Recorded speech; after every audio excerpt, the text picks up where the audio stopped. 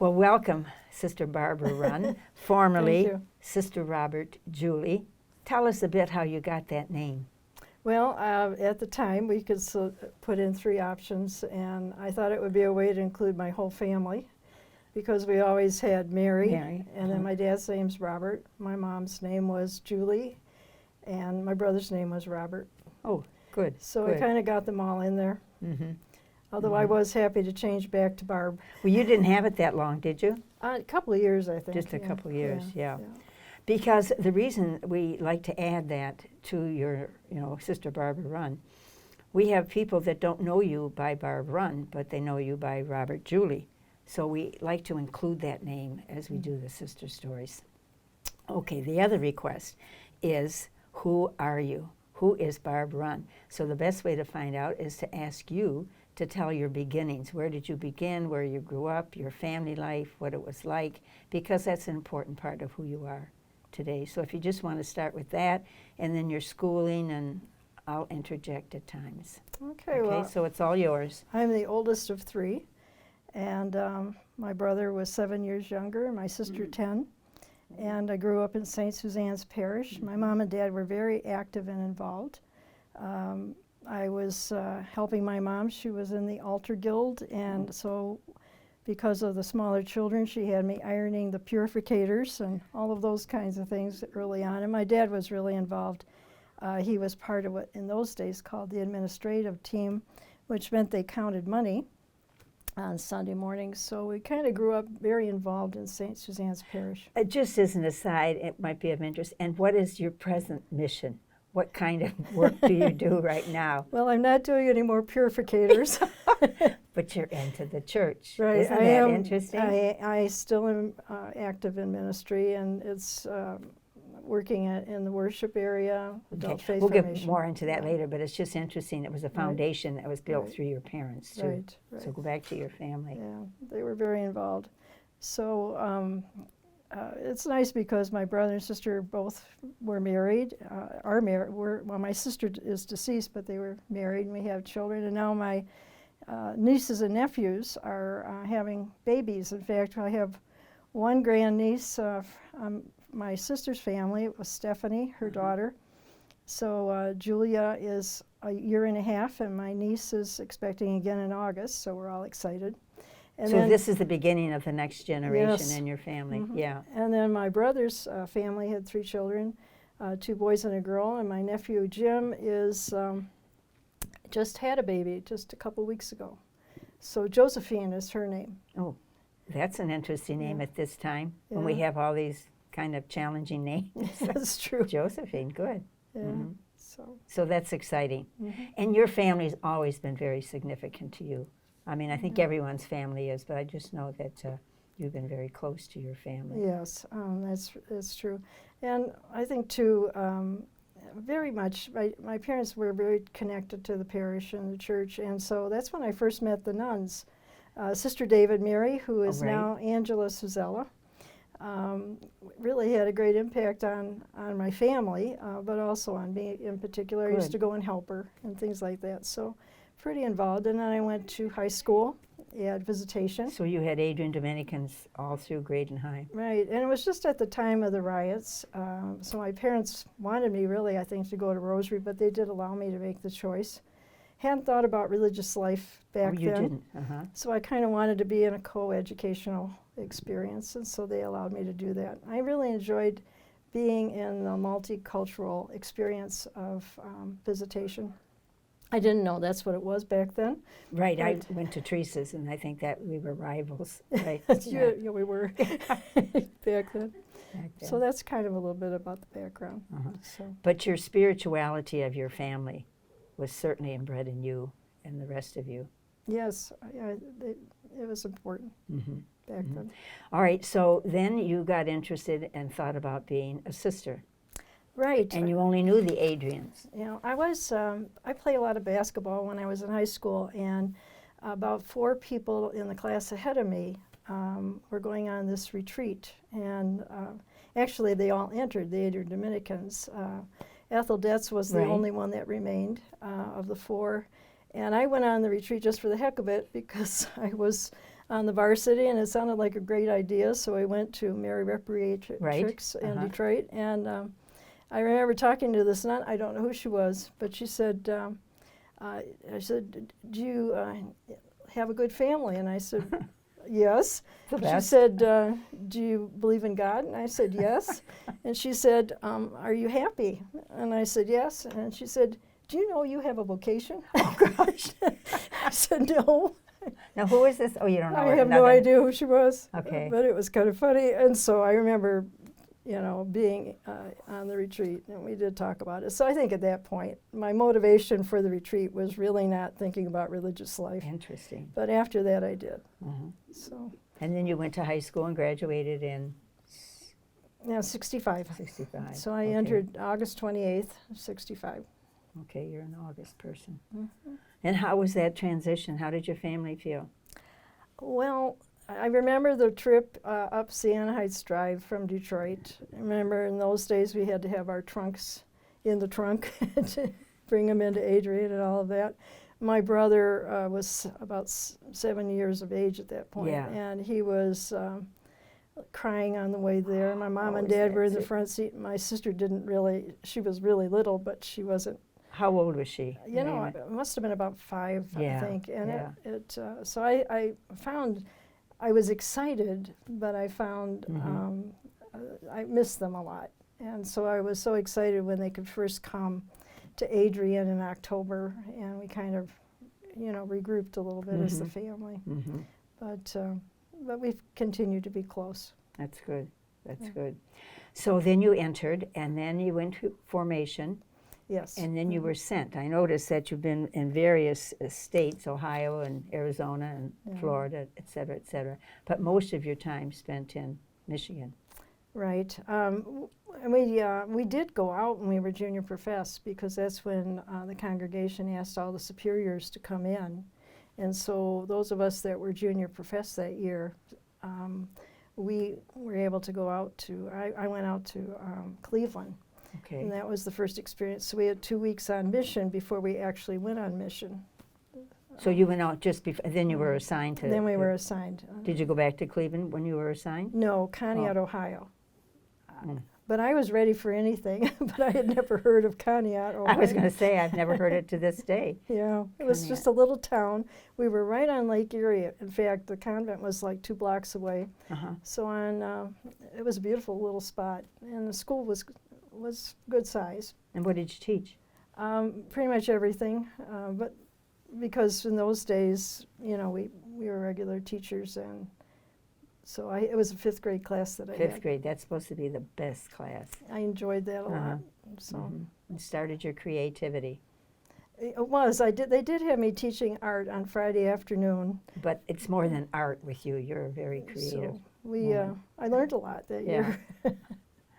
So we were doing all kinds of things. All right, as you look back on your ministerial life, are there a couple that in particular, you know, had more impression on you or were more transformative for you? I'd have to say when I was, we were sent the first few years, but then we could start choosing our ministries. And I remember being in Tucson, Arizona, at the parish there, and we were teaching, and we were establishing a concept from England which was called the open school. And I had no idea what I was getting into, but it was just a tremendous learning experience. Judy Vizignano was the principal at the time, and Mary Margaret Pahutsky was also there. We were the 2 youngest, and it was extremely a formative experience for me. I just found I was growing in all ways that I had never ever anticipated. That was a good place to be, and I know you were just here attending to her burial, right? Yes, I was so glad that I was able to be present. Perfect. And Mary Margaret and I had an opportunity to talk a little bit about our experiences together.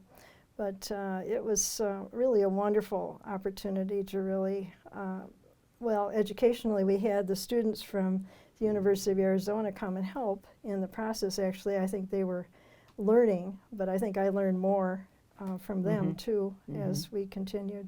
So you left there. Did you choose to leave, or were you missioned someplace else? At that time, I can't remember actually. Yeah. Okay. But I think there was a choice, and I went back into education. Okay. And I found that difficult at St. Philomena's, mainly because you had learning groups and all kinds of different structures in the open school concept, and then I went to a traditional setting, and it was Hard, really yeah. a very difficult transition.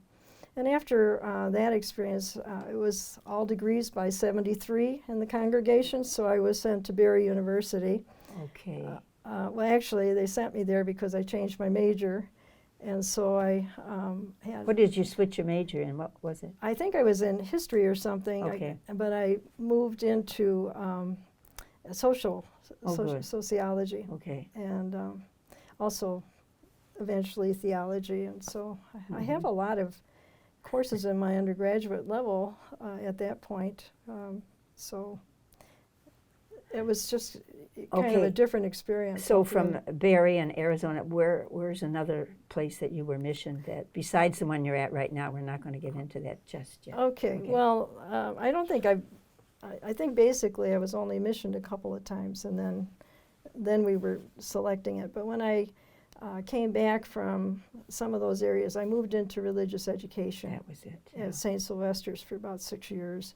And I was a junior. Now, St. Sylvester's is in Warren, Michigan, thank you. And we had, I was responsible for the junior high, which was 7th, 8th, and 9th grade at the time.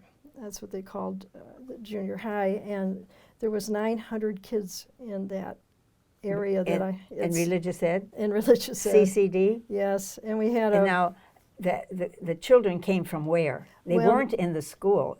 No, they had they- just closed the school a couple years Right. before that, but they came over from Hartzig Junior High, and so we had had buses, and it was a 5-day program, and kids would come, and A I had 5-day, program after school or they would come for 1 hour during school time? during school time. Oh, It was okay. release time, and then they would go back, but I think I had like 30 or 40 catechists Wow, okay. at that time. So it was another unique experience. It was wonderful because it was part of the kids' day, and we had lots of retreats and all kinds of things with the kids. That's wonderful. But- So that era that we taught, and then you'd go off after school or on Saturday and do CCD. This is a totally different model, where Right. they came during the school hours, which is great. Yeah, it was, and they were alert, Right, and the catechists were. We were able to develop some really strong catechists because some of them taught more than one time. Yes, And yes. so it was really a good experience for everybody. You've touched a lot. Just think the 900 were enrolled. Oh, my word. Yes, I know, and I did. How did they know you? Was your name Barb Run then, or was it still? It was. I was only a couple of years Okay, in religious with name, and then Robert it was. Julie, okay. You know, so With mostly Julie Sister Robert, Barb is what they would call me. Okay. So they're probably going to watch this. They're going to go on YouTube and find you. I know her. Okay, and then where were you called? Well, eventually from there, I decided that I needed to go to school, and so I went in the theology program, studied liturgy at the University of Notre Dame Oh, okay. during the summers, and I arranged at the parish that I would come home on the weekends to continue some of my responsibilities in the summer, because Notre Dame was a 7-week program. And so I did that for about 4 or 5 years and then graduated. So you'd go to Notre Dame about a 7-week during the year and then go and come back the next year. Yeah. Oh, clever. So, but there was homework throughout the I'm year. sure. I hope you weren't idle.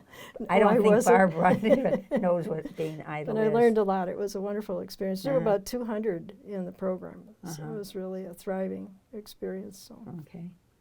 And then your very special ministry to the congregation, or mission to the congregation, came. Yes, yeah. When I was in the general council from '98 to 2004, and it was a wonderful experience. I'd have to say, I've benefited ever since from Yeah. what I learned and the mistakes I made, learned from them, and it was really a great experience. Even today, we're having all kinds of maintenance issues back at the parish. And fortunately, I've been through a lot of that with the building projects that we had going on. So you've got so much experience. More than I probably ever needed. But anyway. It was, and you've got such a quiet way about you. I mean, you so- can just go in and say, well, maybe da, da, da, da. So now tell us, it seems to me your present ministry is... Well, this year I'm really focused totally on the parish, St. Hugo's in Bloomfield Hills. But the last couple of years I also was teaching at Orchard Lake Seminary. Oh, And for right. about six years of that. And when did you do that? Nighttime? It was a morning classes, and I Okay. teach about 3 classes a year, and then a lot of them were repeated every year. So mostly the spirituality classes, and so I was really really happy that they invited me to do it, and I was a little hesitant because it wasn't liturgy, but in spite of all of that, I learned a tremendous amount. So, and I hope they did too. They were wonderful men, and it was really good to be, most of them, they had expanded some of the cultures. We had, of course, the Polish culture, but there was also the Vietnamese, and I think a few other cultures some of the Greek Orthodox men who were already priests would come and take courses. So it was really interesting. And I contributed a lot to my parish work. I do offer Bible study, 3 different topics a year, and I was amazed at how I could make some connections with some of the things that I was teaching, and the people really seemed to enjoy at the parish some of the things that I was talking about as we looked at the sacred scriptures. And so the parish that you're in is? St. Hugo of the Hills. In? Bloomfield Hills. Bloomfield Hills. Yeah. Okay. So I've been there a long time. I came back. I was there before, but I was elected to the council for 4 years, and then Father Tony invited me back. When you say the council, you mean the parish? No, I meant before I served on the general council. Okay. For the congregation. I came from St. Hugo of the Hills. Okay.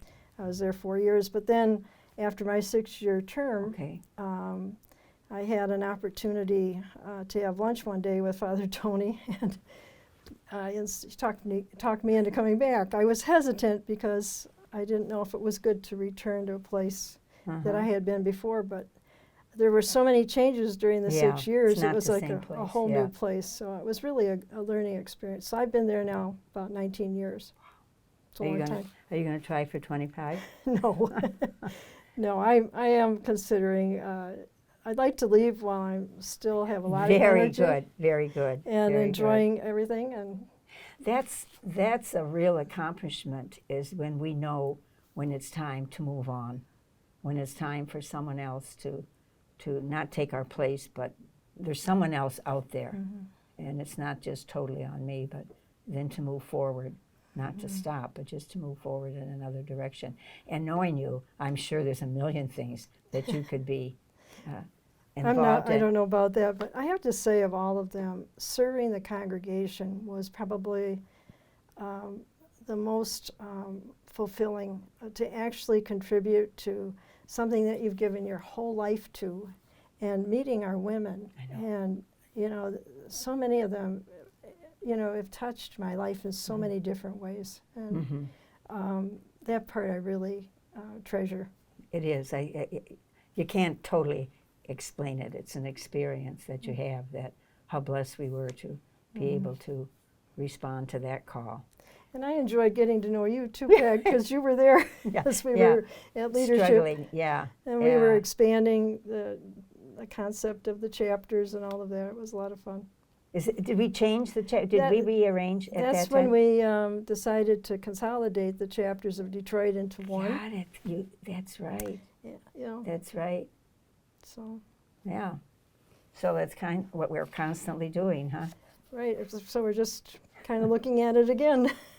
Yeah. And then I think back to when I first started at Rosarian, back when I was younger, and we were one, and then we got into provinces. So, you know what? You just come back to as we get smaller and smaller. come back to what is. So with your busy schedule, what do you do for fun? I like movies and dinner, Okay. you know, going out and things Yeah. like that.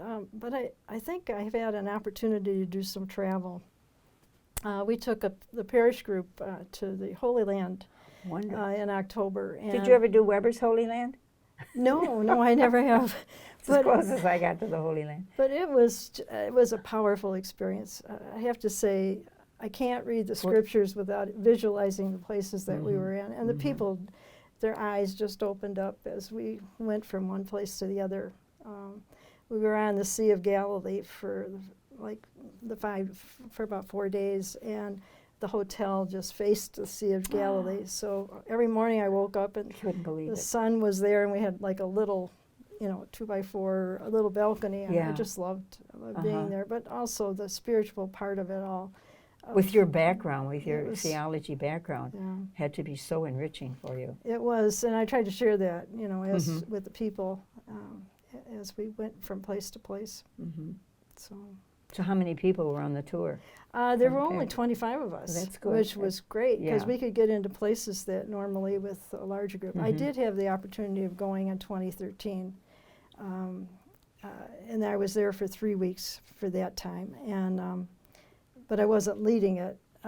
Father The Mark, Holy Land again? yeah, Father Okay. Mark and I did the October one, but I was a participant the first time, so it was nice to be able to go back and to also share what I had learned.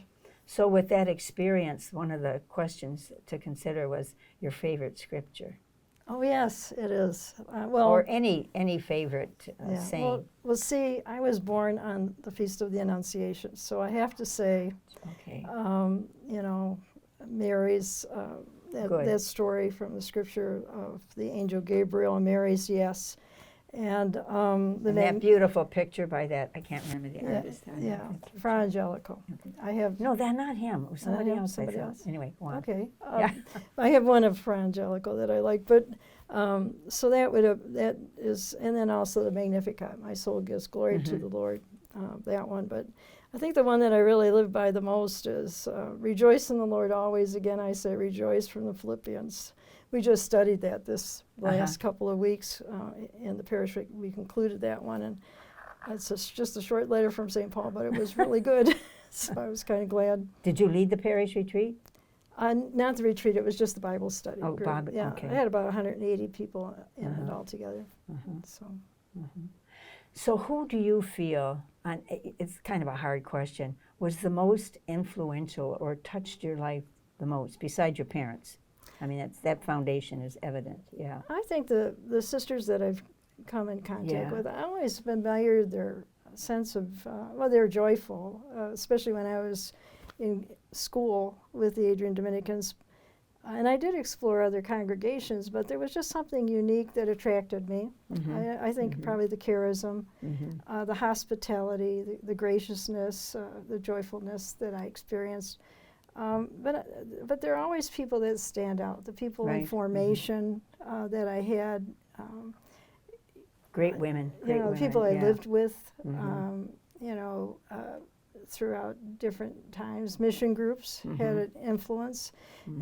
People are really, I found really inspiring to help me live my life and religious life and to be of service to others. So. Is there anything else you want to say that you had wished I asked you? I don't know, but I am really grateful to the congregation for my just my life in it and the support that I've received in the congregation, but also the opportunity to study and to grow and to really just share my gifts and talents with others. That faith in life is a great mission because I think the congregation has done just an outstanding job of helping all of us share our faith and life with each other. So I've appreciated that. And I would encourage you, after you watch your story, after you watch your sister's Okay. story, but to listen to some of them, all of them are just, each one is so different and unique that when I try to get our women to do it, and some are trying to compare themselves, but it's such a gift, and we have no idea the experience of these women who are blessed and holy and unique. And as we did because of our leadership thing, we met a lot of these women, but just another way is the sister story, to be able to share their charism. And you've touched many lives when you look at your experience, just many.